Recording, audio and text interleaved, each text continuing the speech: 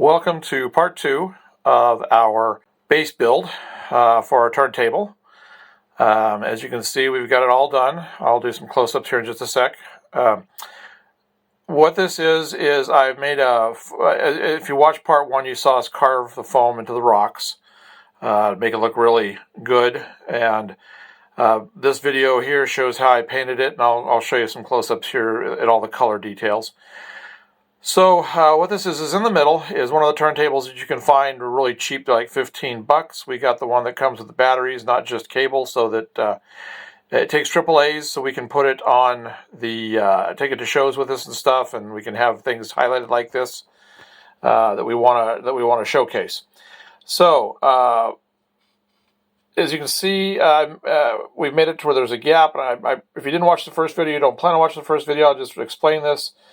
We are going to have different tops for this, depending on what you have as far as the display goes. We'll have one that just like for a single mini, or multiple minis, or something like this, just a flat one for a larger vehicle. And it'll overhang enough to where it'll cover the base that we did make. So this is all done, and this will do for just about any miniatures. We just happen to be really into Warhammer. So here is, let's see if we can get a good look at the colors and everything here. I've used 3 different colors for the weathering on this, and I made mine look like granite. You can make, of course, look like anything you want. You can have it be limestone, so you'd be more yellow, red rock type colors. And we plan on doing a few different bases for depending on what we've got up here. I'm going to do like some flatter areas out here. We may have some like toxic waste and things along here, along the base, maybe some tubes pouring it out, things like that. Or we may have some stuff on the back, like a bigger area back here to where maybe some columns going up back there. All part of this base. This is super lightweight foam. Again, if you watch our other video, you'll see how I carved this. Just simple X-Acto blade. And you can really see the depth of the weathering and the carving on here. Give you a quick look around. Anyway, so this video is going to pertain to the painting of this, the different steps I used to do it. If you'd like to watch, please do. It'll be a continuation of the first video, but this is done. It's a complete project, and I do have it dull coated. Probably one more dull coat. Once I get a few things touched up here and there, I'll put a second dull coat on it. But otherwise, it's pretty well done. It looks really good in person. Again, the lights are kind of killing this, but you'll get a really good idea of what it looks like. But anyway, it just kind of jazzes this up a little bit, where you just don't have this, I don't know, utilitarian looking turntable just sitting there. Because if you get down kind of low like this, and if you can imagine having the top piece on the top of the turntable being rocked to or something, it looked kind of cool with that being able to display your minis like this. But anyway, so the video is not too long, but if you watch through, you'll see how I do all the different effects. Anyway, if you like this series that we're doing, please like and subscribe, and thanks for watching. Okay, so the first steps of the painting are going to be I'm using my medium gray, which is apple barrel medium gray, or elephant gray. I've got my palette, and I've got it thinned down pretty good. So now what we're going to do is just start putting a coat on here. Nothing fancy, just quick. You just want to cover all of the foam and plaster.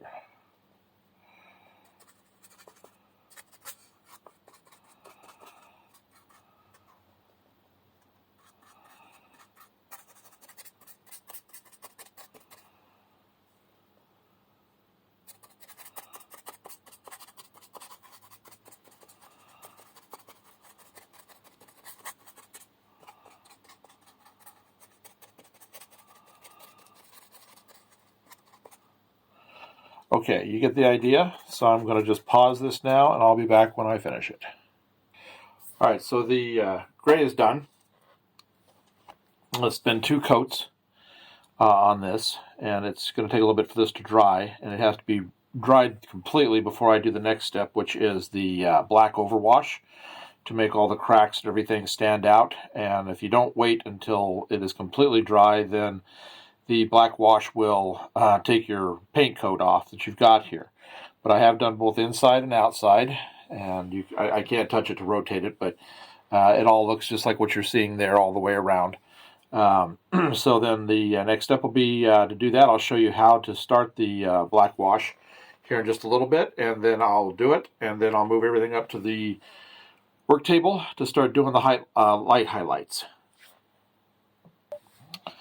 Well, as you can see, we're onto the black wash now. This came out.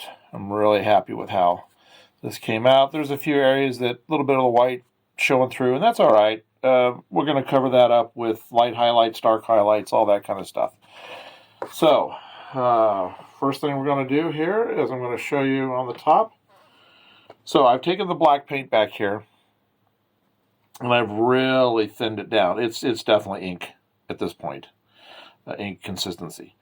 So all you do is you just come and do a little bit like this.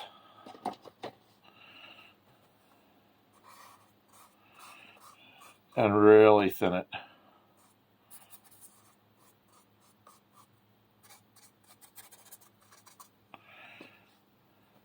And then just do a wipe off. It's okay that this is turning really dark, because your light highlights are going to take care of the rest of it and give you your depth.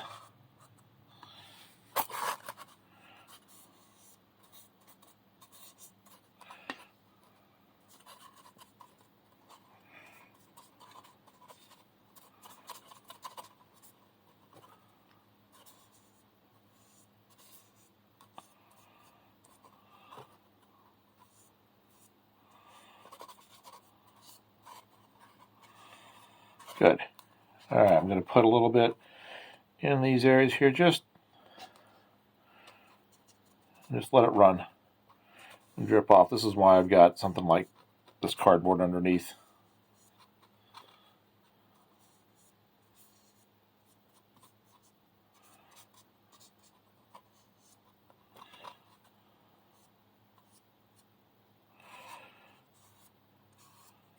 Okay.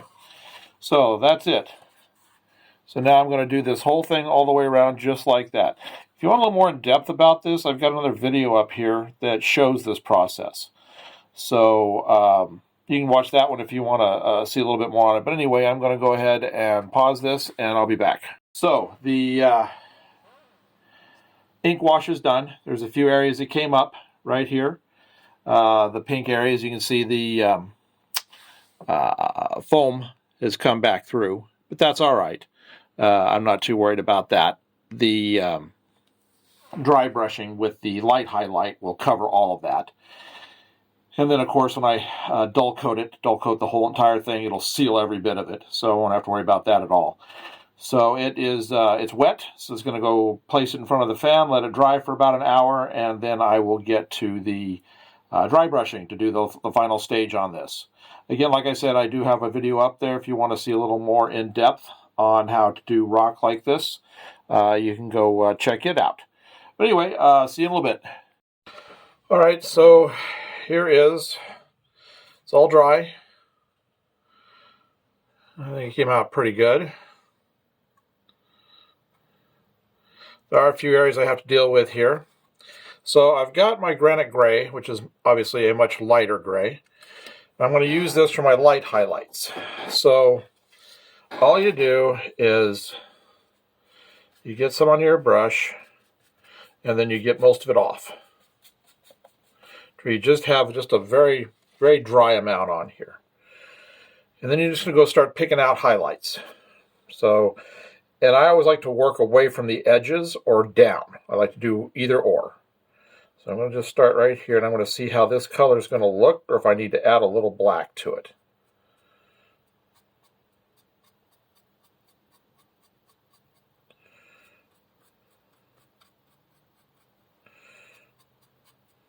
Okay. It's not too bad. I'm going to use the water I was using for the to thin the black for the ink wash, because that water is pretty dark. And as you can see, I thinned this down now, and what that did was it's darkened this up a little bit. So I'm going to see how that goes, if that's going to give me a little better of a result of what I'm looking for.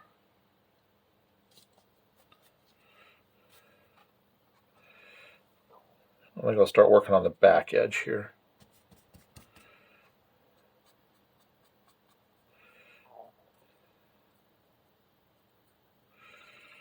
Well, let's see.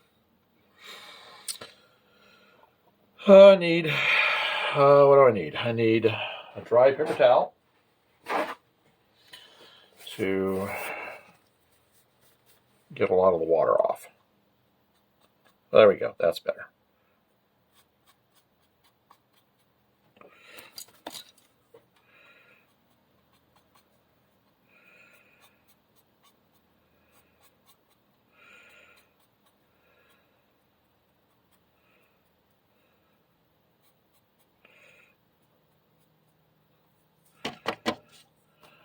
If you start to see too many paint strokes, you just come in and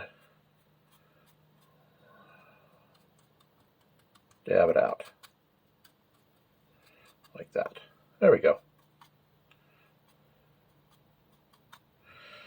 Good. So that's definitely starting to give me my light edges. You can really see the difference now, what that's doing for the overall look. That's helping a lot. So now I'm going to go in wherever I see stuff that's come through, I'll make sure I just do this.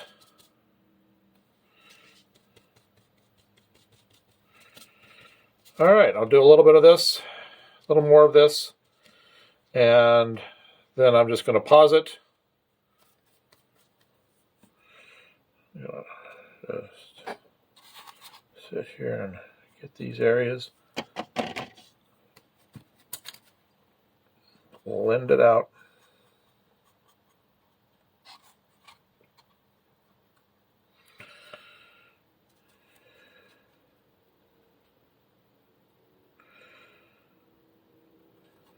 Tipping it so I can see.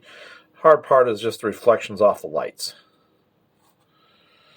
All right, so I am going to get to this. Same thing happens here on the fronts. You just, I don't know if I'm going to be able to show this or not, with the way it's, how high up I'm having to hold this. But I'll show you a nice look at it here fairly soon, after I get the whole thing done.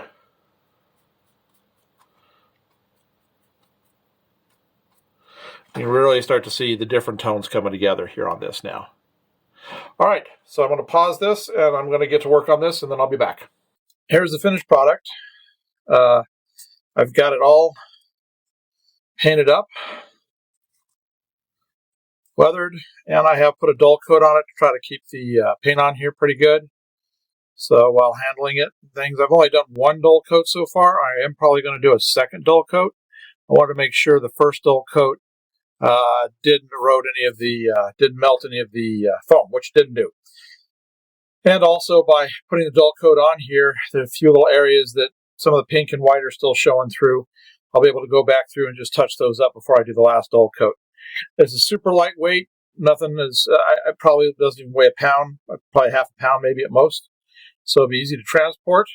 So hope you've enjoyed this series on this. I am going to be doing more of these that will have the different terrains, different color rock. This is just showing granite, limestone, could do limestone, shale, all kinds of different colors. So if you, depending on what you want, you can just do it that way. So anyway, if you like this, please like and subscribe, and thanks for watching the video.